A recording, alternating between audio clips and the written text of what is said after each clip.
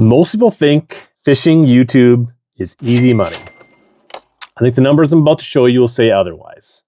I've got almost 18,000 subscribers, and I'm going to show you how much money my fishing channel actually made in 2025. Whether you're a fellow fishing creator, an aspiring creator, or just curious angler, or one of those people that thinks YouTube is super easy money and it's not a real job, I think you'll be surprised by a few things in this video if you watch it till the end. I plan to be 100% transparent as I possibly can about this past year while showing you what worked, what failed, and a few things that even surprised me. This is definitely not a flex video. So let's do a quick channel overview. My subscriber count started end of 2024, 15,554. We've gained just about 2,100 subscribers, and we're creeping up at almost 18,000, about 17,700 subscribers. Steady, strong growth, nothing super viral, nothing crazy, just putting in the work. Total views for the year were about 1.4 million views, which is about 6% less actually than in 2024. So a little dip in views even with subscriber growth, which you'll find out subscribers are not what they used to be on YouTube. So my total upload count, which I think is important for perspective here, is I published about 225 pieces of content on YouTube across live streams, shorts, and regular traditional long form videos. Did 102 live streams, both here in the studio, on the road, on the water, making up about 45% of the total number of pieces of content I put out. And then long form videos, which are kind of the bread and butter of YouTube, 65 of those, so just over one a week, making up 29% roughly of my total content. Knocked out 58 shorts, so about another one short a week, making up about a quarter of the content there. But just putting out those content pieces doesn't tell the whole story, right? So I think you have to look at how many views are you getting per content or total views. So shorts, while they were only, about a quarter of the content, they were roughly 56 or just over half of the total views. My long form videos were about 36%, even though they were about 30%. So that's kind of checks out. And then live streams, even though I did over 100 live streams, it only accounted for about 8% of the total views. We'll talk about whether that's really worth it and why I would do live streams if I'm not getting a lot of views. And there's an interesting trend here, right? You can see that number of pieces of content versus revenue or revenue per thousand is kind of a disconnect, right? Long form video is kind of the sweet spot in revenue per view, while streams are okay and shorts have a really low revenue per piece of content. So it's kind of an interesting dynamic there when you look at this chart. This channel definitely didn't blow up overnight. It was definitely consistency and a few fortunate content moments over the years and over this year, that kind of showed the success or what success we did have. So let's get, you probably came here for the revenue. Let's break down the revenue. How much money did I make? Let's give you some clarity on how much money this channel made. So in YouTube revenue, it was a little over $6,000 in revenue for the year. So that's roughly $500 per month. So, 2/3 of that was direct advertising, YouTube ad revenues, those ads you have to skip through, that kind of stuff. That was kind of the bulk of it. Fan funding and memberships. So that's like super chats, thank you chats, that kind of stuff. And then memberships, which I do have a membership, the Visor Gang on the channel, which we do some exclusive content and some fun stuff and live streams and exclusive emojis and things like that, which is a lot of fun, part of the community building. And then other sources, that's like YouTube shopping links and other things like deep within YouTube. So when you look at that, right, we did 225 pieces of content, basically on average, right? I think rough math, that's like $30 per piece of content. So I probably could do more content. You can kind of see how the math works out. And, this is not a get rich quick scheme. There's other streams of revenue outside, and we'll get into that. So obviously we can repurpose this content, post to other platforms. I was able to get monetized on Facebook this year, mid-year around June or July. And that, was pleasantly surprising that, the YouTube revenue and this CPMs for Facebook were pretty good. We made about another $1,000 on Facebook this year. Turning the live streams into podcasts, that was about another $500. So if you didn't know and you follow along and watch my live streams, you can listen to those on MP3. Just search HellaBass in your favorite podcast app, Apple, Spotify, wherever you listen. And it's a good way to catch up on some of those live stream conversations and interviews. Other socials, some really small incremental income on TikTok, pushing to get to that 10,000. So if you want to help me out here and do me a solid, you kick off 2010, go ahead and check out HellaBass on TikTok and give me a look there. We can add to the portfolio for 2026. No direct monetization on Instagram. We do post there. So the other socials kind of have a step down effect from Facebook. Other parts of this, a couple $100 in Amazon affiliates and other affiliate programs, a few $100 in merch.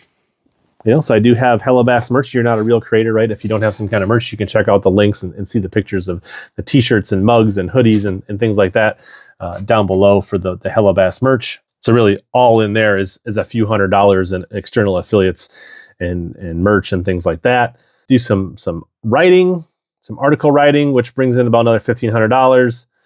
And then partnerships are the biggest slice of the pie. There's a bit of a blurred line here as a tournament angler on, the partnership sponsorships that I have versus, how much of that is content versus tournament angling. And not going to give you not going to bring in my tournament winnings here, but they kind of both contribute. But we'll look at that revenue, and you can kind of see that basically the YouTube ad revenue is about a third of the total pie.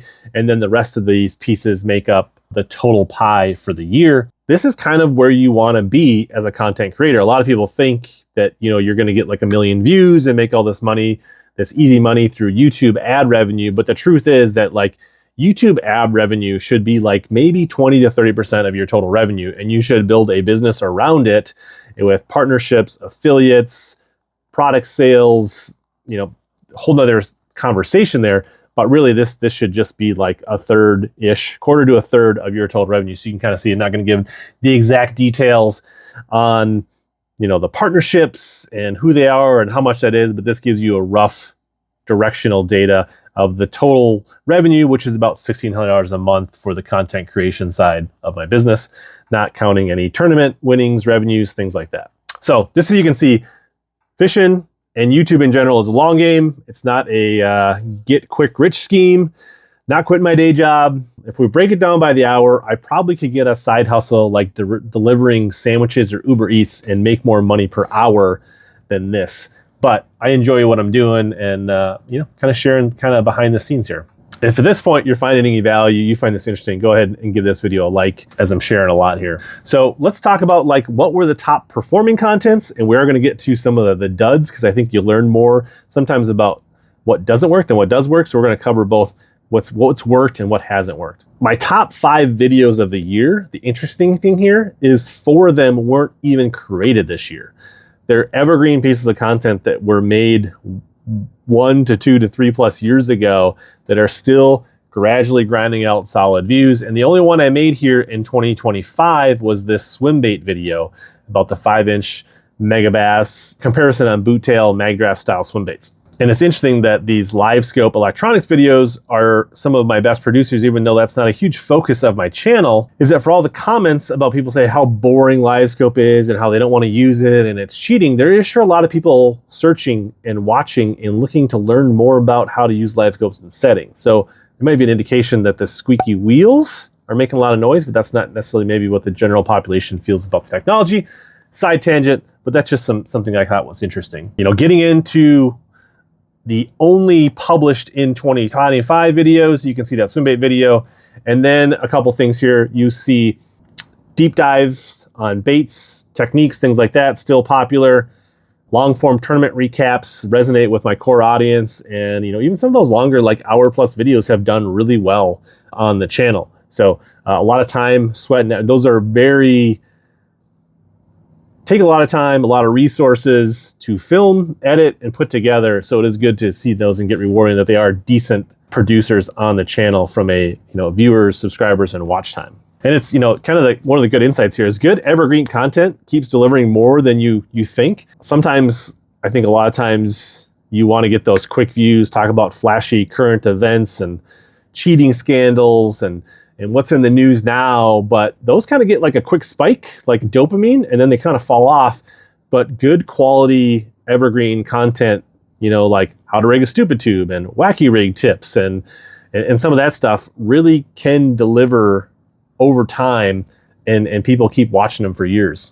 So what didn't work in 2025? So let's talk about a couple of things that I really thought were going to be bangers that didn't pan out. One of my biggest disappointments was one of the first videos of the year, which was a kind of a recap of my tournament 2024, what baits, and then like how LiveScope changed the way I fish or didn't change, an analysis. And I thought I had a good title and a good thumbnail and good packaging, but it just, it was okay, but it just wasn't the banger that I thought it would be. You can see it started off pretty good and it just kind of flatlined. It never really got its legs and people just didn't reach a broader audience. It kind of, maybe my core audience watched it and then it kind of fell off. The other one that kind of surprised me was the record-setting classic bass event on Vermilion, where in the video I caught and weighed like 70 bass and caught 160 some pounds, and it was this epic event, the classic bass, and it was okay. It was a meh. And maybe I need better title and better thumbnail for that one. Maybe it would have done better, but it was just okay. But maybe my editing was a little bit off on that one. Who knows? Other things that didn't really resonate with viewers were kind of the tackle hauls, the Facebook Marketplace finds on tackle. They were okay, but they unboxings, tackle hauls, marketplace stuff never really has seemed to have been a great fit for my audience. I get some views, but they're not great. So one thing that's kind of interesting is, even though those don't get a lot of views, doesn't mean they're not valuable, because they do bring people to my Whatnot channel. And, that's a different revenue stream and a different business plan. And so just synergizing those, I do think there's some value in showing that. And people that are excited about, even though it's not a huge number for me, do crossover and there is some value there. So not everything is just about the views. And then the on the water lives that I did, we learned about the technology.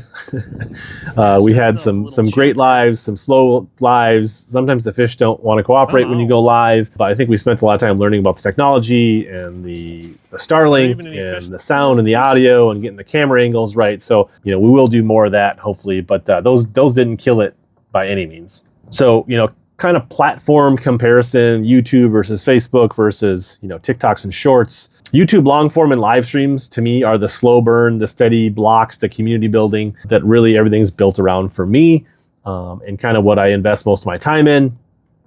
The Shorts, the Reels, and TikToks lead to discovery, quick views. They can inflate followers, views, subscribers pretty quickly, but I don't think they build the community, but they can give you some quick metrics. And, Facebook had a big boom when I started following their weekly recommendations. So if you, kind of not what this video is about, but a side tangent here. If you want to create content for Facebook, go into your professional dashboard and look at their recommendations for you to do every week. If you do what they tell you to do every week, I bet you'll see growth.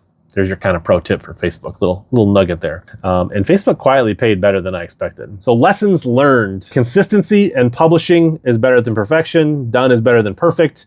Sometimes I get a little, I don't know, maybe want to create too much of the perfect content or have just the perfect idea. And sometimes it's better just to churn it out and get it done. And I'm not saying you should be throwing out slop or junk, but you got to find that happy place that works for you. I think over time, honest opinions, learning, knowledge, beat hype videos and scandal and clickbait chasing videos. I think if you deliver value over time, you're going to see good growth. Community matters more than algorithms and metrics to me personally. And I think to find a healthy relationship with YouTube or social media, that you need to do that as well. Even though my fishing is seasonal up here in Minnesota, in winter we have ice, I try to make it so the content doesn't have to be seasonal as well. So looking ahead to 2026, what are we going to do more of? What are we going to stop doing? I don't know that I'm going to stop doing anything. Just because things don't go well doesn't mean you should stop experimenting. I do want to do more lives. I want to bring more bait videos, still want to do tournament videos. So live stream Champions Bass Tour, things like that. So I think all of those things will keep moving on. We're just going to try to improve our quality, hopefully put out more content, be more consistent, have more interesting guests on the live streams, and just do all of that. If you happen to be building a fishing channel or a YouTube channel, drop a comment. I definitely read them all. I definitely want to check them out. Hopefully you found something here that was helpful or insightful or just, realize you're not alone in this content uphill battle. If you want to see my top performing video from 2025, check this video on the screen right here next. Yeah.